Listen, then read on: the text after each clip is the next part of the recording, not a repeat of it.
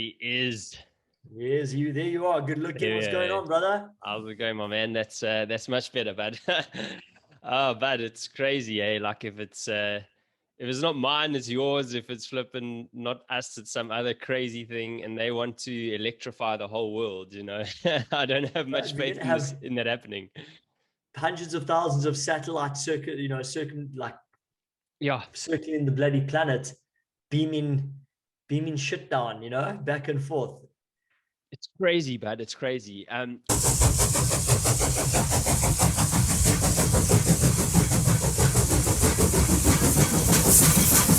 was watching one of these video things going around, and it was this guy, like he had like this I don't know what it is, like it's a measuring tool for like electricity and stuff, and he took a guy's phone or his kid's phone, and he had his kid holding the phone, and then he measured I don't even know what it is, like electric levels in his body or whatever. Then he plugged the phone into power, and basically while it was plugged into the power, the guy he put that measuring thing on the son's body, and the sort of current and the whatever went up, so like the electricity goes through your phone and into your body. So if you're using it when it's plugged in, it's really not good for you. You know what I mean? So like ever since that, I've been super conscious of not doing that, because sometimes you just do, like your phone's running low and you're like, shit, I'll just plug it in. And then, but this is just going through your whole body, like, I mean, we almost used to do that experiment in some way as kids, didn't we? With like holding on to like electric fences and holding each other's hands. You know what I mean? Exactly, bro. This electric current, the ampage moves through, from one body to the next, and your body itself is one big electrical conductor, right? Every cell in your body has an electrical frequency. They measure everything in hertz, right? And it's interesting. I remember doing the seminar talking about the electric radiation of your environment. And they will measure the hertz, the frequency of like different types of food. And the rose, in terms of a flower, has a beautiful frequency that just being in its presence helps to sort of rebalance and energize the human body. That's why if you smell a rose, if you hold a rose, it has an incredible frequency about it. And then they were measuring the frequency in cities, like versus a home that has a big garden, and maybe you have a television in your house, you have a microwave, like the radiation is like maybe at 80 hertz or something. Like I can't remember the exact numbers. But then you go somewhere like New York City, and just standing in the street in New York City, it was like 100 times that frequency, that radiation all around you. And they reckon that's a massive cause of like,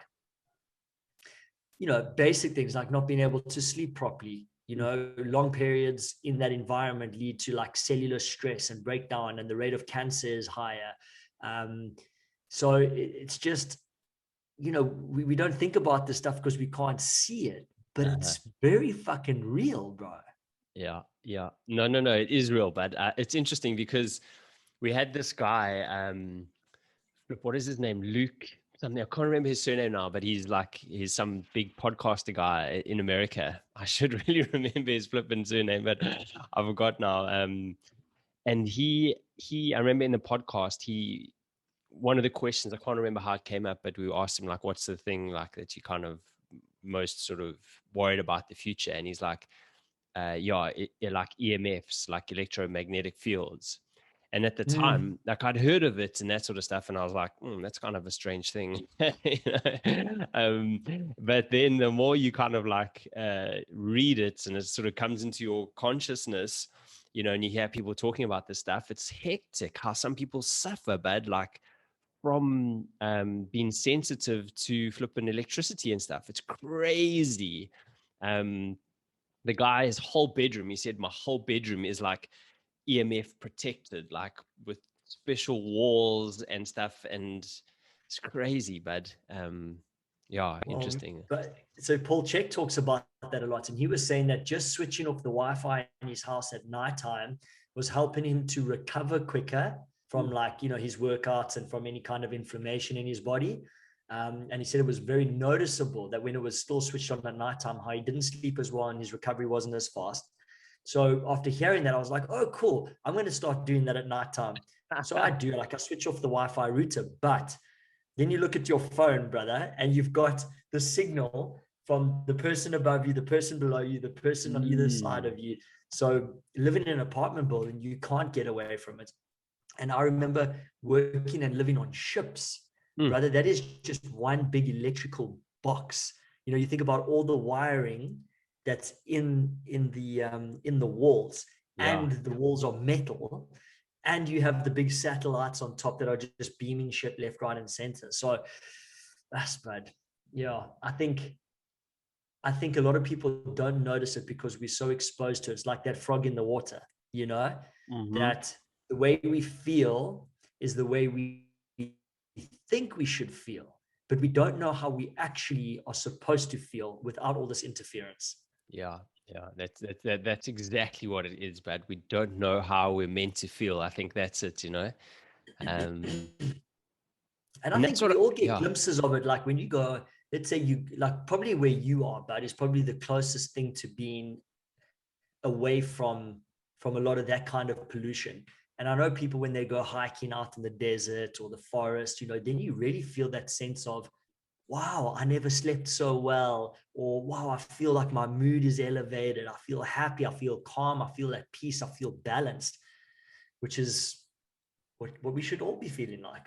yeah, exactly. I always feel like literally at my like peak joyfulness, happiness, whatever the right word is, when I'm on long hikes, like through, you know, mountains and rivers and valleys and like fresh air and stuff. And it's always, you know, maybe just because I dig it as well, but there is something about that. And like, it's not just maybe about that, but it's about being away from the, you know, this sort of technical electrified world as well, you know. So it's yeah, it's something we really need to think about, I think, eh? Big time, big time. And also, you know, like things like airplanes, you know, when you take a long trip on an airplane, yes, you have the jet lag from the time difference, but I also feel that being in that insular that cylinder, right, that electrified box, Mm. plus all the radar systems and all of that, you know, high frequency energy that is beamed back and forth, that has to come through your body, right? That can't be good for you, bud. Yeah, yeah, I agree. Um, did you get a chance to watch or listen to that podcast that I sent you with No, Jordan Peterson? I haven't yet. Actually, this morning I was like, damn it, I haven't had the chance to listen to it. Do you want to tell me a little bit about your idea, or what came up for you listening to that? Yeah, it was just like really uplifting, you know. So Jordan Peterson had this guy, Dr. Marion Tupy, on his podcast recently, and he's written this book. I don't know the exact title, but it's like 10 super trends of the world. Like, you know, it's something along those lines, right?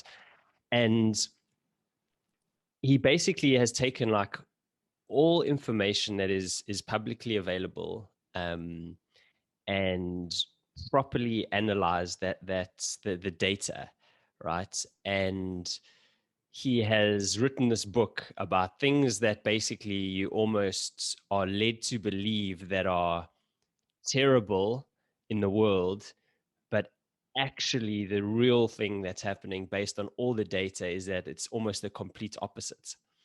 You know, he talks about things like, so there's another guy actually, and I forget his name, but he's a Norwegian guy or Swedish, or, you know, he's Scandinavian, and he's written this book called Factfulness, and it's very similar to Factfulness, whereby they've literally taken all the data available in the world, and and and and done the same thing as the Factfulness guys did. And so they focus on things like um earnings, poverty, climate, wealth distribution. I don't know, like availability, like of education, like so many things in the world, you know. And like literally it's the opposite of what we're told in the news. It was so interesting, but also so uplifting, because you finish it, and actually they also finish the podcast when they're speaking, and they're both like, jeepers, you know what, like after finishing reading your book, this is Jordan Peterson speaking, he's like, I felt so uplifted. Like I felt like, the world was really in a good place, and the guy, Dr. Marion Tupi, was like, yeah, he's like, after writing it and, doing all the research, he's like, I was like, as well. And I'm like, sure, there's not really much to worry about, and, but it's also fascinating how we've fed such false information out there. But like, it really is such a good podcast to listen to, seriously, because we're literally being lied to about almost everything. It was fascinating. But so let me give you one Isn't that? example. Let me give you one example, right? Yeah. They talk about the Sahara Desert.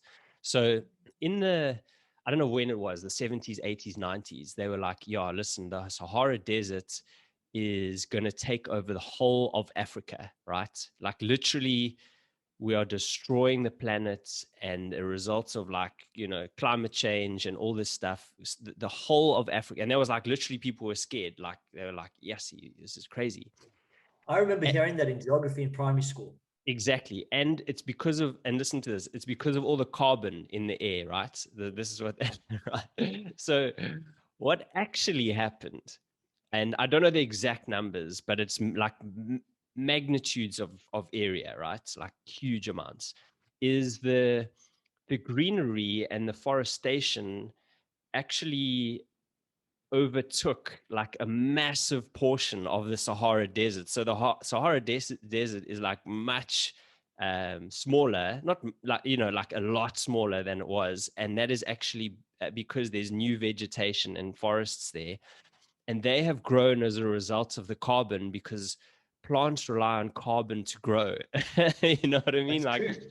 and it's like, then you're like, hang on, but we're getting told the opposites, you know what I mean? Like on all these things. And that was just like one example. The other one, which was super interesting, and because it's also about the environment again, is he was like, the reason like England back in the day started using coal was okay, so let me just backtrack a little bit. So Jordan Peterson, he's then like, well, no, like people will say a lot of the new forestation in the world is all man-made, it's like plantations and stuff. So it's not it's not like natural forests and stuff, which is going to attract animals and other sort of life. And this guy's no, he's like, no, that's not true. He's like, in some part of the world, that is true, but all the plantation stuff is getting used for what it's created for, which is like, building houses and paper and all this sort of stuff. And that's cool because that's what it's used for.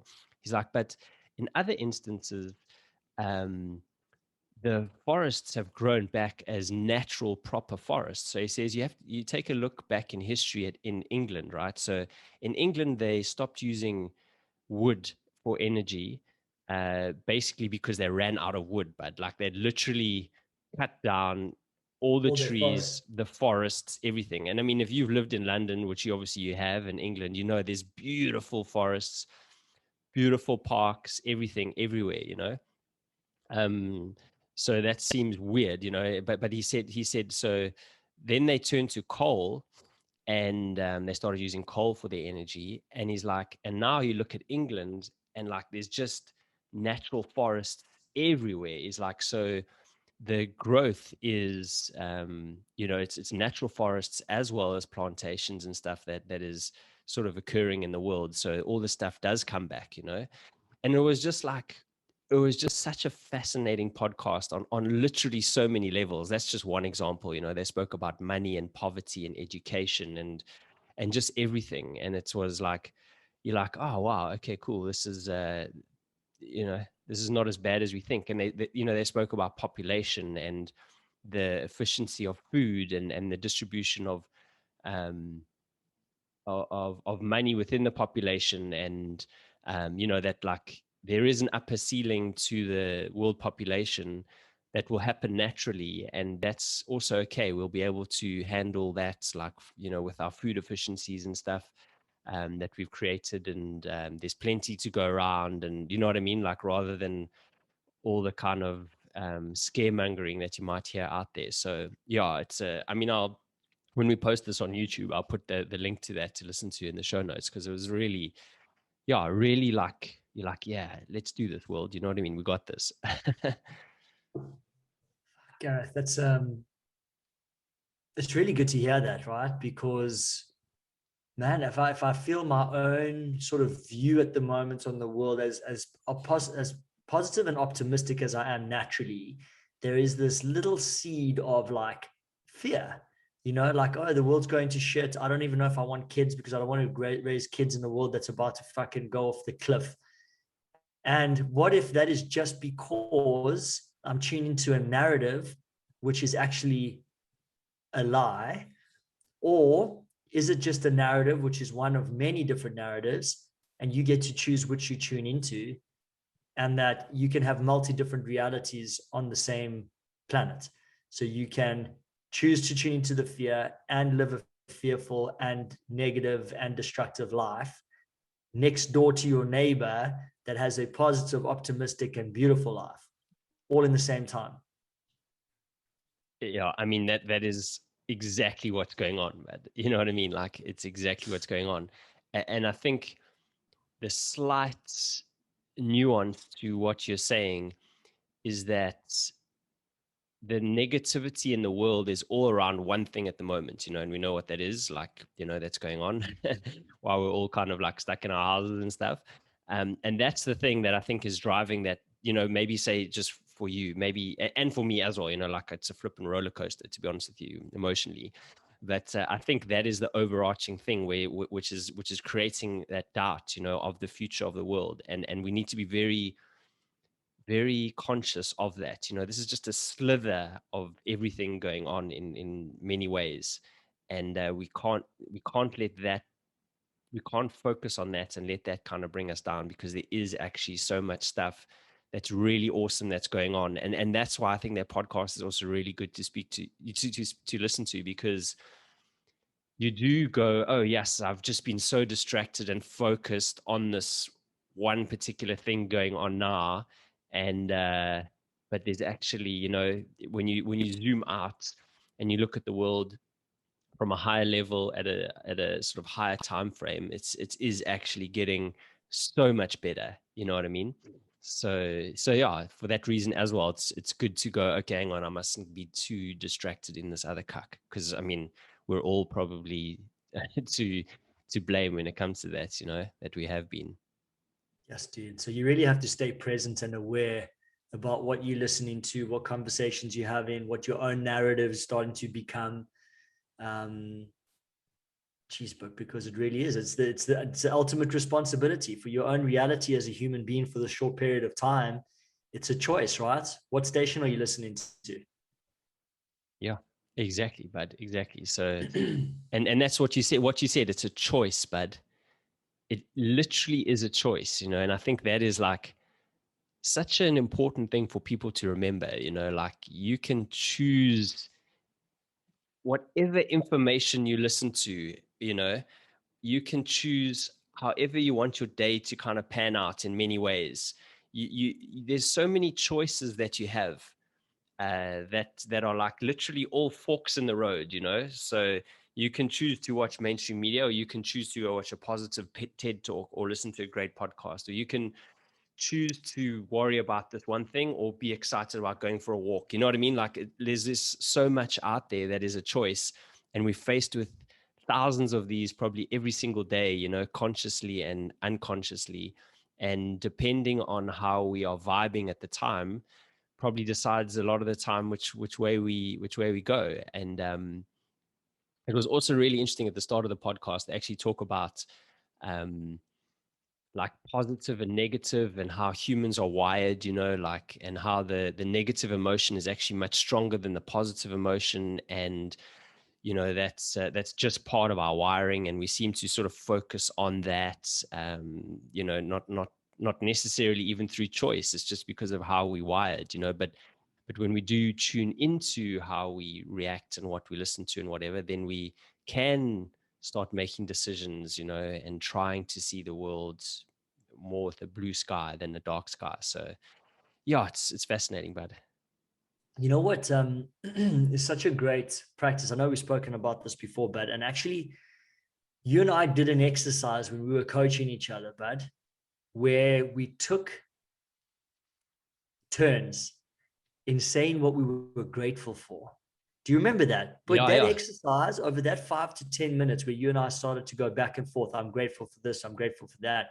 But it was an absolute game changer. I remember walking away from that conversation feeling like literally there was not a care in the world, but that vibration of gratitude was like such a centering, balancing energy. And I actually had an experience this morning with one of my good friends who's been really struggling over the last couple of months with depression and going through a big change in his life. And I went there just for a bit of support there this morning, and we just came back to doing that exercise together. And Wow. just let's just be grateful for everything that you currently have right now and where you are, and even to the point of being grateful for feeling so shitty at the moment, because you can look at it. You're going through this because it's necessary. This is your learning. This is your school. This is your grace. This is the thing you're going to look back on and go, I'm so glad I went through that, because that was a pivotal moment in me changing my view on the world and how I act as a human. So, man, if everybody just looked around them and started to just be more grateful and more aware of everything that they already have, but you would soon realize that the world is a pretty awesome bloody place. Yes, tell me about it, but it's so important, and saying that, it's super cool that you said that, actually. So I learned this epic exercise this week, and it was from the book that I showed last week, Tim Ferriss's one. So maybe we can do it, because it shouldn't take long, maybe like 2 minutes. Cool. But so maybe think of something that is kind of like been worrying you, that you're happy to share with us, and just tell me what it is. All right. Yeah, I've been worried that I'm going to be forced to take a vaccination that maybe long term has a negative impact on not just my body, but us as humans overall. So what?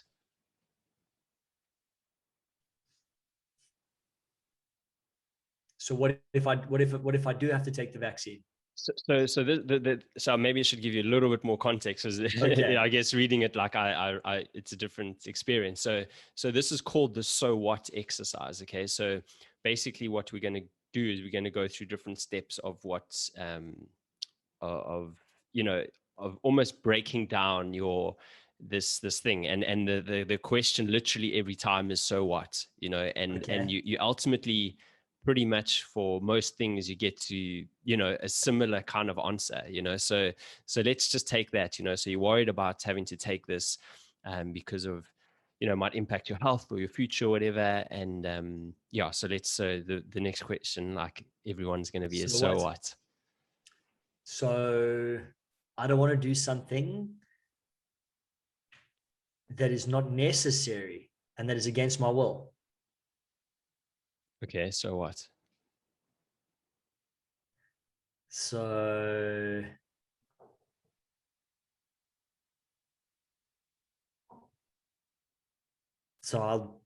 I don't know. I don't No, I've definitely put you on the spot here. You know what I mean? But ultimately, like, I think this is maybe a little bit of a one that maybe it doesn't work. I don't know, but a lot of the time, what happens is when you break down your problems, and you go, each time you go, okay, cool. So what does that mean? And then you go, okay, well, so it means I have to make a decision now on uh, do I speak out? For example, that could be the next line. Do you know what I mean?